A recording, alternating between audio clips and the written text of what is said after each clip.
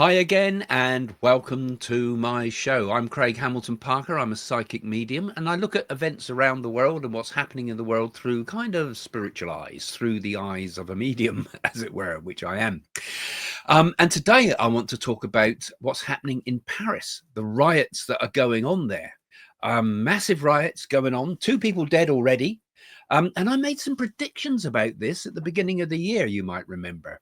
So let's reflect about what I said. Let's look what's going to happen. And let's talk about those things that the media aren't talking about. So welcome to Coffee with Craig.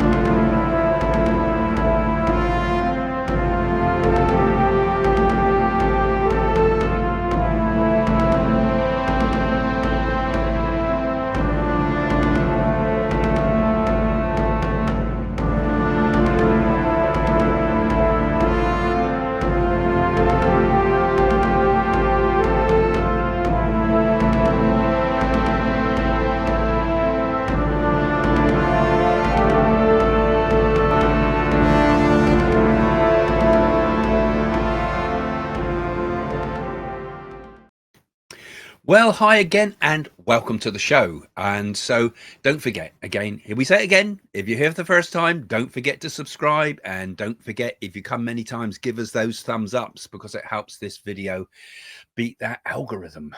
Right, okay, we're going to talk today about some of the things that aren't being said in the media. At the moment, there's massive riots been going on in Paris, and it's been said that it's just a football riot. It's just a football hooligans. But I think any sensible person can see it's a lot more than that. And why aren't they talking about this properly? Well, let's have a think first of all what I said. If you look at the beginning of the year, if you look at my videos again, if you go to the main one that I did for 2025, because I always make one big main video at the beginning of the year, then I do multiple ones about Europe and around the world in as many countries as I can manage to do in the time around about October-ish or November time at the end of each year. So in 2024, I made some predictions about what I saw would happen in Paris. And looking back at them, they seem to be showing what's happening now, and with some possible indications about what could be coming up. You know, it's a funny thing. When I look back at my own predictions, you know, when you're doing mediumship, you don't retain it very much. You don't remember it very much. Like after a reading, someone will say to me, "Oh, Craig, you said this, this, this, and this." And I think, I can't remember a single word of what I've said, because, you know, us mediums and psychics and other ones that follow this channel probably agree with me. We're kind of like channels in a way, and we don't retain what we're told. So when I looked at this again, I thought, yeah, there we go. And there's some interesting thoughts in it to begin with. And let's explore some of those ideas after you've just seen this short clip. In France, I see France actually on the border of full anarchy. It's going to be major problems in France. And because of this, Macron will fall. He will be taken from power. He will fall from power. He will leave politics abruptly. Let's put it that way. I don't see, you know, another French Revolution quite as they had before, but I'm seeing the rumbles of something that could almost feel like that. I felt like I was in the French Revolution. You know, there was a feeling of the French Revolution there. So I think there's going to be a revolutionary type of movement in France, which is going to affect the whole of Europe. Europe's ready to pop. There's a lot of countries that have got a lot of problems. You know, we see protests in Spain, we see protests in Germany, we see protests in France, we may see protests in Sweden and places too. But I think France is the one that makes the big change. And there will be quite extreme forms of civil unrest, mainly about migration, but also about the fact that France is beginning to will find economic problems ahead. And eventually in the longer term, France, I feel, like I said, Europe's going to move right. I think Marine Le Pen will eventually be the president of France. I've predicted that a long while ago, but I do feel it's going to happen, and I feel perhaps this is the year when we start to see that happen. Um, and I saw this image as well of the Eiffel Tower against the backdrop of burning Paris. Now, whether that is symbolic again, like I'm talking, or is there a big fire in Paris?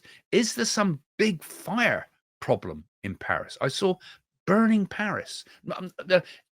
The unconscious mind exaggerates these things, but there's something perhaps that's going to be, I'm sensing here, of a major fire in Paris. So that's one of the things I'm predicting. And there's going to be a big sort of disruption in politics within in France, and exposures of people being cheating, and taking backhanders, and the threat to democracy. And what happens in France in 2025 will affect the whole of Europe.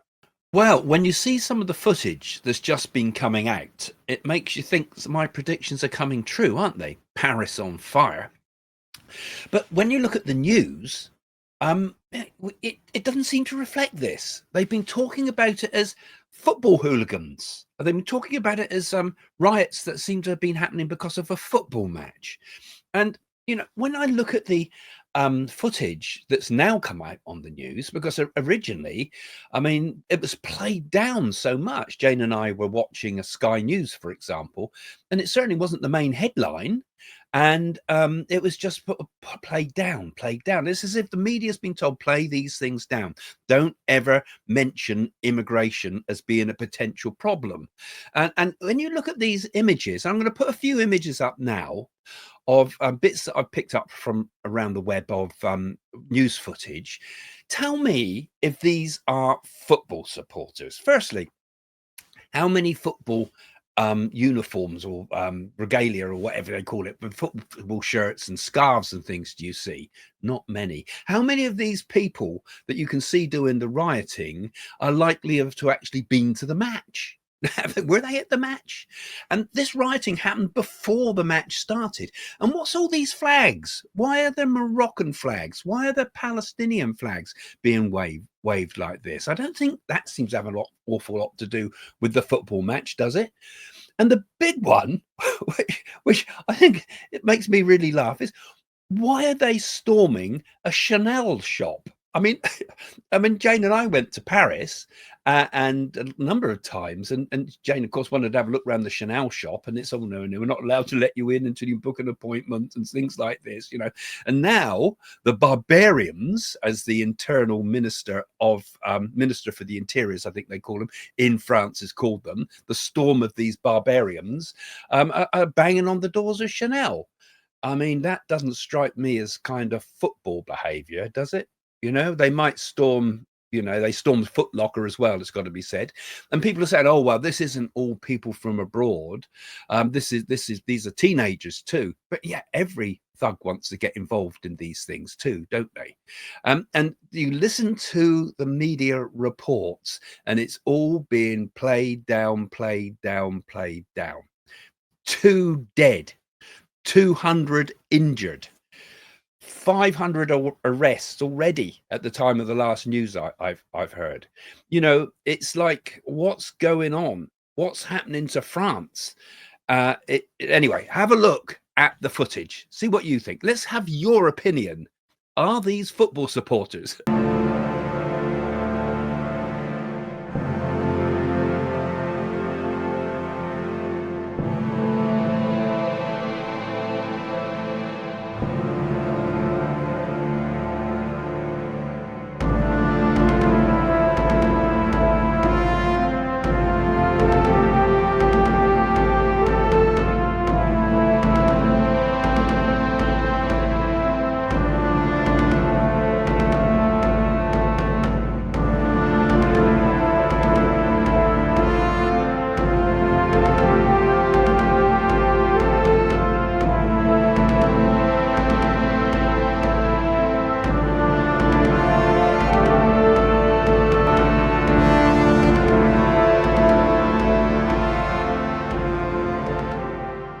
So what do you think? Was that all football supporters?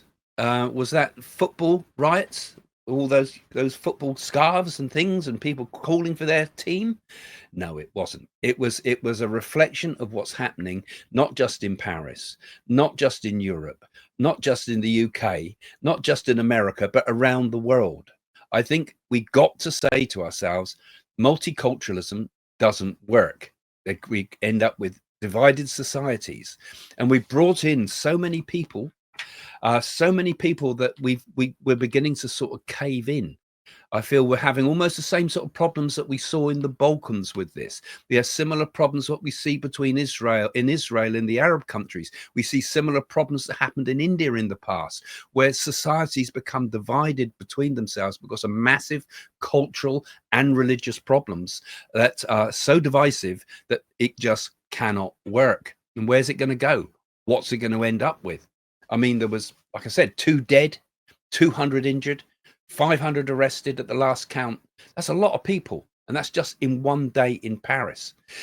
And this is building more and more. We have imported chaos into our world. And if you look at the headlines in the Telegraph, at the same time this is going on, or very close to it, we have imported into our own country 1,200 illegal immigrants breaking into our country. These are not people that have been vetted. These are people that have come over here, forced their way over in one day on a small little island like this. And if you look at the people on these boats, are they starving children? Are they poor women? Very rarely is that the case. In that particular picture on the Telegraph, it's been pointed out, they're all males, all young men, all men seeking fortune in the UK. And it's very, very hard to stop people. In fact, one of the ways I would stop it, and this sounds a bit bonkers, but do you know how I'd stop it? I'd ban bikes, and I'd ban motorbikes, and I'd ban learner motorbike drivers.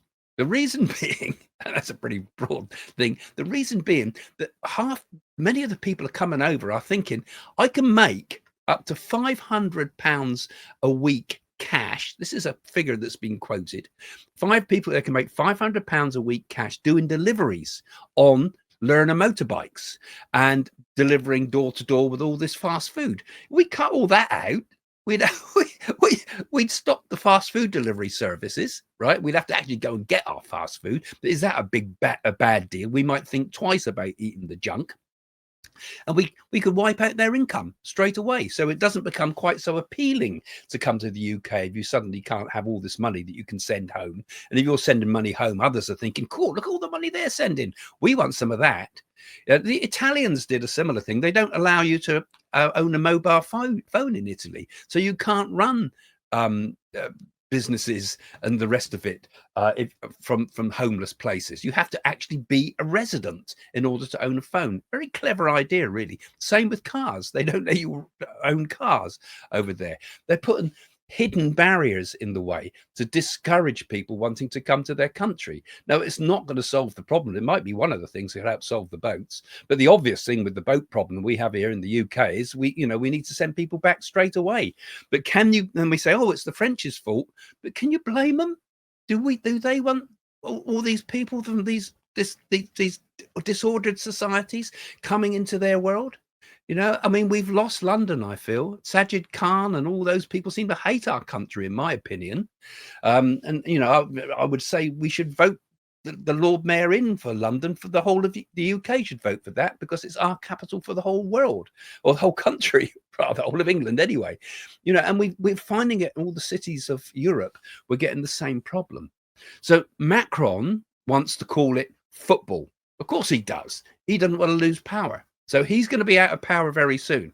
Mark my words, he's going. We heard the Polish vote in a right-wing politician. I said it's all going to keep going right in Europe. That's might be necessary for the time being, but look how far that could go as well.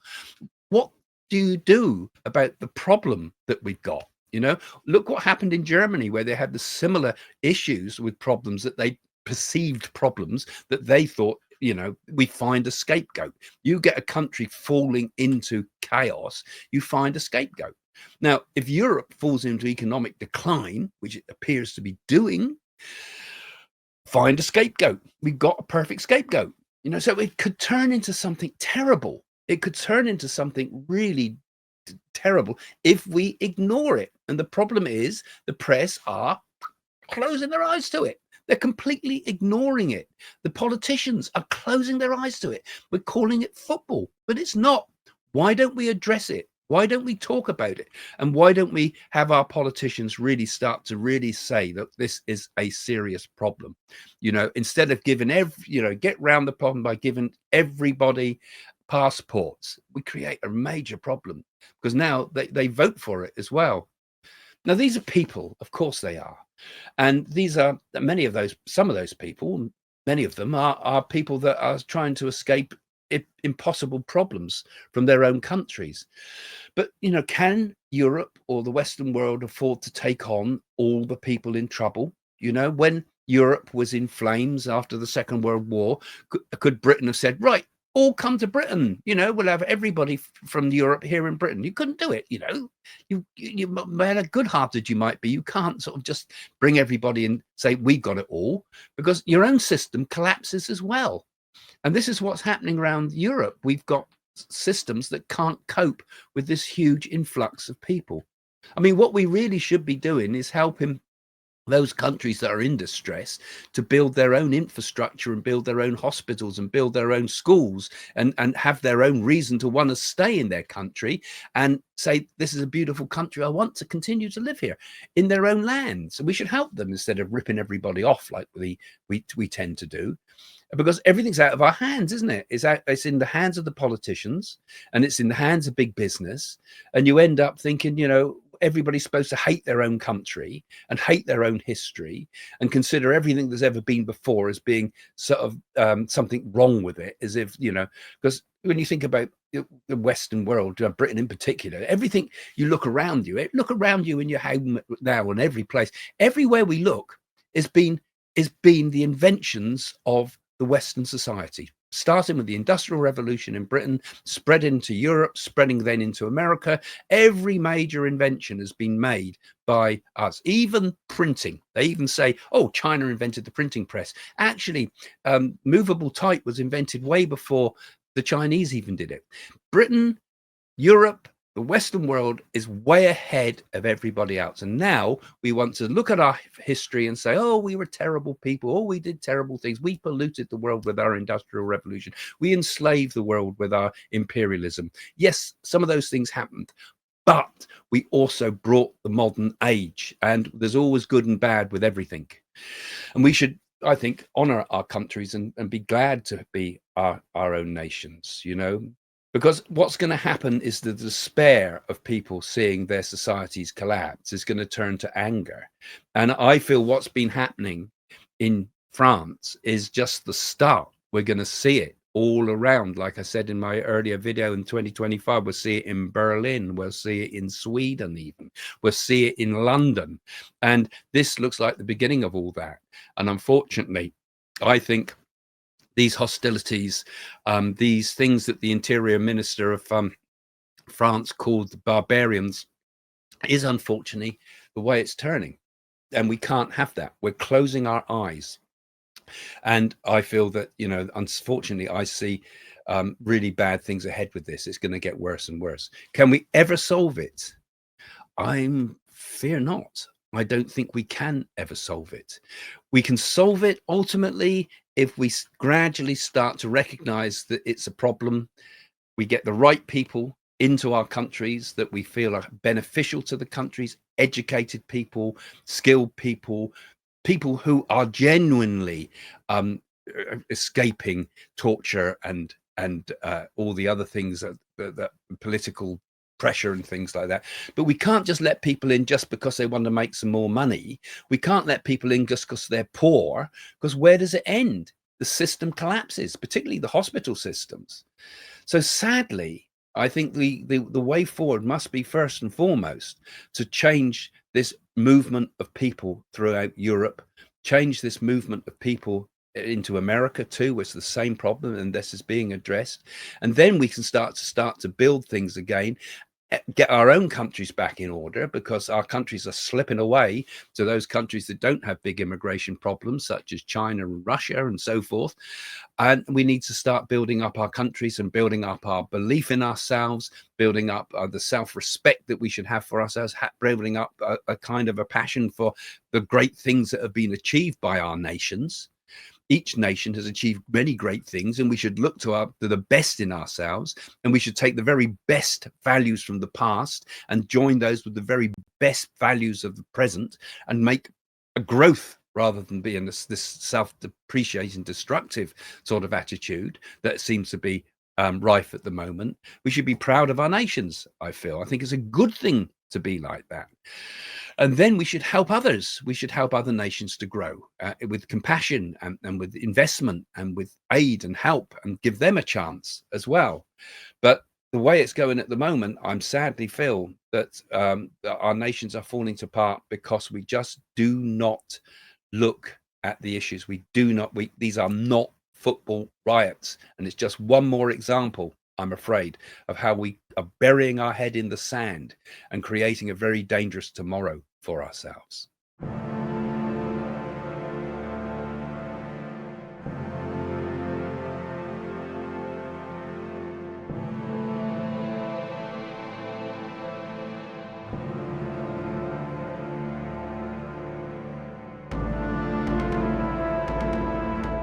If you look back at my earlier predictions, and in particular the predictions I made on the newspaper, The Sun's website, I did actually say on there, the actual words were, there will be a flu epidemic linked to bioterrorism.